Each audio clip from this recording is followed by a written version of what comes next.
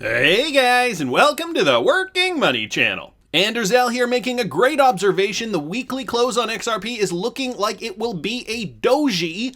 Has nothing to do with Dogecoin, guys. What he's talking about is this candlestick over here. Now, the weekly close just last week. Today is Monday, so just last week, which would have been yesterday's close, is this candlestick here, the red candlestick with the long wick and the long tail. That is one form of doji candle. Lady XRP housewife, can you explain to me what the term means? So for those of you guys who do not know, what it is it's basically a reversal candle. And in some context, when you're looking at a chart, if there is a downward or upward trend, it usually denotes a reversal. I mean, there are different types, and they don't always mean that. So for those of you guys who want the definition, I will leave this up here. So depending on where the open and the close line falls, a doji can be described as a gravestone, long-legged, or dragonfly doji. I've also heard them called a spinning top. So you can see over here, it kind of looks like a spinning top. You know those things you spin on the table, they spin around? Ultimately, though, what we have to pay attention to,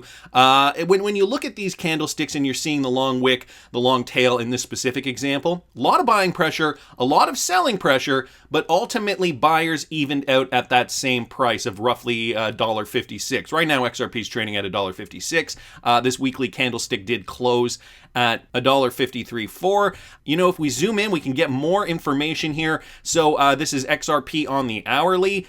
And of course, on the hourly, we are looking to surpass the 0.702 and ultimately the 0.786. This would give us a good, clear indicator that we are moving our way up. We did reach this inter-year high of about $1.96. So after we move past the 0.786 on the Fibonacci, that would be the next target, of course. Breaching that would mean we are trending towards new all-time highs, hopefully. If I put XRP here up on the daily chart, throw Fibonacci on there, you guys can see this line here, which also matches up on the 5-minute chart, coincidentally enough. This line here, the 0.5, represents about $1.70. It's looking like we are trying to get through that at this point in time. You guys can see if I zoom in there, this is some key resistance that we do need to get up above. Pulling this chart all the way back to the 2018 bull run, you guys can see that resistance in there. The same 0.5 level on the Fibonacci right in there. So that is the resistance that we're talking about, $1.70, $1.71, give or take. And the weekend was interesting. There was a lot of talk of Dogecoin on Saturday Night Live. As you guys may or may not know, Elon Musk made an appearance. I talked about it a bit in yesterday's video. I'll link it up here if you guys didn't catch that. This I saw from Michael at Val5 Links. You have been shorted. So guess what's happening now? Barry Silbert, founder and CEO of crypto investment giant Grayscale Investments' parent company, Digital Currency Group, revealed that his firm has opened a $1 million short position on Dogecoin. So the institutions are now shorting Doge. Okay, Doge peeps, he says, it's been fun. Welcome to crypto, but the time has come for you to convert your Doge to BTC. So he's trying to convince people, at least, to convert to Bitcoin. It's time to bury this Doge. So to open the short position, it's funny because his name's Barry Silbert. Silbert used a margin token called Doge Bear on crypto derivatives exchange FTX. According to the description, it's an ERC20 token which seeks a return that corresponds to approximately 3 times the daily return of Dogecoin. In other words, the token allows traders to open a short position with a 3x leverage without using perpetual contracts or margin trading. I think the bigger takeaway though here, Dogecoin, it is looking like it might be the end fairly soon. Now, there may be another GameStop moment if Doge hodlers band together and decide, no, Barry Silbert, you are not going to short this coin on our watch. But over the last few days, over the last 3 days, you guys can see Dogecoin has been in decline. Let me put it on the hour for you guys to see that. It did reach a high of about 74 cents, did come down here after Saturday Night Live to about 41 cents. Right now trading just shy of 50 cents at about 0.498. So I don't know where the gauge is right now on Dogecoin hodlers. I mean, I was never a fan of the coin. If you guys are here, if you guys are watching, please do put a comment in the comment section if you hold some, if you're selling some, if you're holding because you think it's going to go higher. I mean, I like utility, and even during a spec run, the utility coins are going to do well, as we have seen with XRP. And in my opinion, XRP is just getting started. We heard BitBoy the other day saying, and whether you agree with BitBoy or not, he was saying that XRP still hasn't even reached its all-time high. Now, XRP is just one of the coins he was talking about. I believe he mentioned Litecoin in there as well. So yeah, we've got to remember, right, XRP still has not reached its all-time high. We throw a Fibonacci, I just erased it, but if we throw the Fibonacci on the daily, it is up and around the 0.5. Okay, if it's trading right now at about $1.55 at the time of this recording, we still have about just over 100%, about 112% for XRP to reach its all-time high again. Other coins have clearly surpassed the all-time high, but the great thing about Ripple and XRP is that there is a team behind it despite this lawsuit, and many are thinking now, many are taking that big bet on XRP speculation and buying low, realizing that there could be a blast off once we get some clarity for XRP coming out of this lawsuit. So Seal Nulia here posted this: if the SEC uses MOUs to request info from Ripple's foreign customers, then Ripple should use MOUs to request info from foreign regulators. The factors foreign regulators relied on to determine that XRP is not a security in their countries could be very persuasive to this court. Seal Nulia, by the way, is an attorney as well. He says, my take, even if these MOUs are available to government agencies, the judge has the power to order that all documents obtained by the SEC's 50-plus discovery requests be handed over so that both parties may rely on each foreign regulator's findings, good or bad, to argue their case. The Oracle down here posted this just out: as scrutiny of cryptocurrency grows, the industry turns to K Street. And I wanted to point out how influential Ripple actually is and the kind of money they're putting behind their cause. This article, by and large, is talking about lobbying power. Companies behind digital currencies are rushing to hire well-connected lobbyists, lawyers, and consultants as the battle over how to regulate them intensifies. So when federal regulators late last year accused one of the world's most popular cryptocurrency platforms of illegally selling $1.38 billion worth of digital money to investors, aka Ripple, it was a pivotal moment in efforts to crack down on a fast-growing market and in the still nascent industry's willingness to dive deeply into Washington's influence game. The company Ripple Labs has enlisted lobbyists, lawyers, and other well-connected advocates to make its case to the Security and Exchange Commission and beyond in one of the first big legal battles over what limits the requirements the government should set on trading and using digital currency. Ripple has hired 2 lobbying firms in the past 3 months. It has retained a consulting firm staffed with former aides to both Hillary Clinton and former President Donald Trump to help it develop strategies in Washington. So did you guys note Hillary Clinton's camp, Donald Trump's camp, 2 former advisors from both the Democratic and the Republican side? Clearly, Ripple wants this to work and they are taking no chances. They want to cover all their bases here. So it goes on to say, and to defend itself against the SEC, it has hired Mary Jo White, as we already knew, a former chairwoman of the commission during the Obama administration. Ripple is just one of the long list of cryptocurrency companies scrambling for influence in Washington as the Biden administration begins setting policy that could shape the course of a potentially revolutionary industry that is rapidly moving into the mainstream and drawing intensifying attention from financial regulators, law enforcement officials, and lawmakers. There is a tectonic shift underway, says Perry-Ann Boring, the president of the Chamber of Digital Commerce, a cryptocurrency lobbying group, told other industry lobbyists, executives, and 2 House lawmakers who serve as industry champions during a virtual gathering last month. If we don't start planning and taking action soon, we have everything to risk. So far, cryptocurrency has been highly volatile, of course, yada yada. It kind of gives a bit of an explanation about how XRP is utilized, what Ripple does. They talk a little bit about the market here.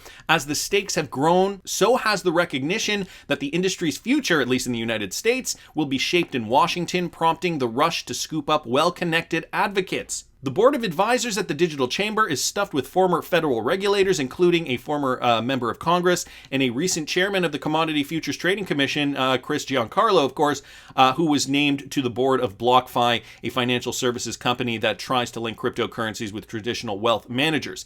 Max Baucus, the Democratic former chairman of the Senate Finance Committee, and Jim Messina, a former top Obama advisor, also have recently been named to senior industry posts. Lobbying disclosure records show that at least 65 contracts as of early 2021 addressed industry matters such as digital currency, cryptocurrency, or blockchain, up from about 20 in the year 2019. Some of the biggest spenders on lobbying include Ripple, Coinbase, the largest cryptocurrency exchange in the United States, and trade groups like the Blockchain Association. So we have the biggest cryptocurrency lobbyists, namely Coinbase, who we know is the biggest exchange in the United States, and Ripple, the biggest cryptocurrency company in the United States. Ripple, of course, utilizes XRP. They have the money to spend, and not only are they spending that money on lobbying power to lobby Washington, they are getting aids from both the Democratic and the Republican side. Clearly, people who realize the importance of a robust financial framework, how that could benefit the United States,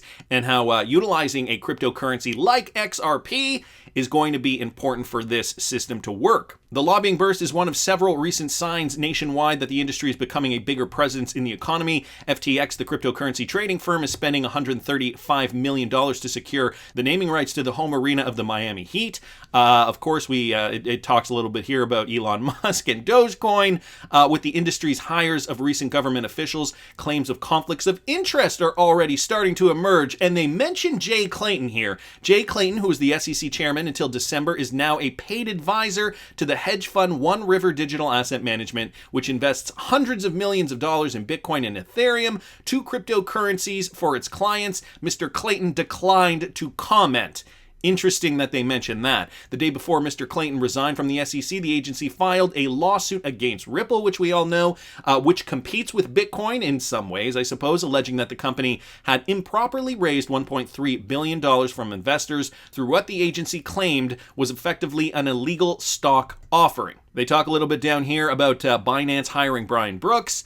Let me read you this, though. Ripple's new lobbying firms include one that was recently set up by K. Michael Conaway, a Republican who until this year served as a House member from Texas and helped push pro-cryptocurrency legislation last year. Mr. Conaway is banned from lobbying his former colleagues for a year, so Ripple has enlisted Mr. Conaway's former chief of staff, who is also a partner at the lobbying firm, but is no longer subject to the revolving door ban to lobby on bills pending in Congress. Among the other firms working for Ripple is Teneo, led by Declan Kelly, a former aide to Mrs. Clinton, which has assigned Tony Sea, I don't know how to pronounce that, a senior Treasury Department official during the Trump administration to help shape its communications strategy in Washington. So we've got Declan Kelly from the Clinton side, we've got Tony Sea from the Trump side, and it sounds as though these are the particular lobbyists that are going to help Ripple through Washington. So far, the industry has not become a big player in campaign contributions, although there are major exceptions like Sam Bankman-Fried,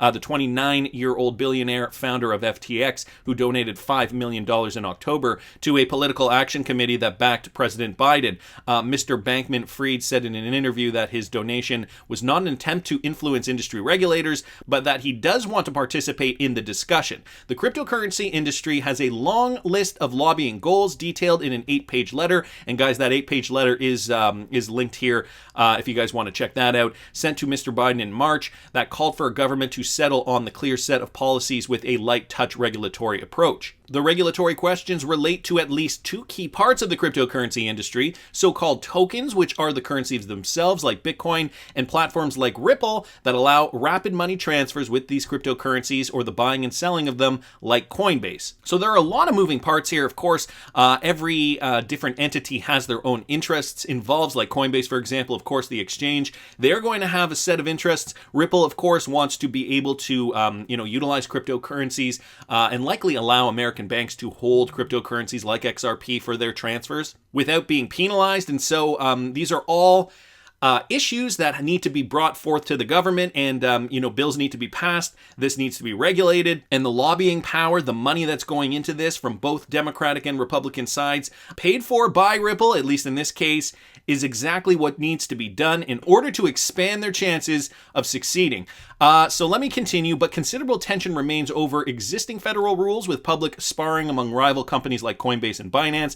Okay, so they talk a little bit about that. They talk a little bit about Gary Gensler, who knows some things which we already know. Janet Yellen, of course, we have heard her deep concern about Bitcoin. Let me go down here.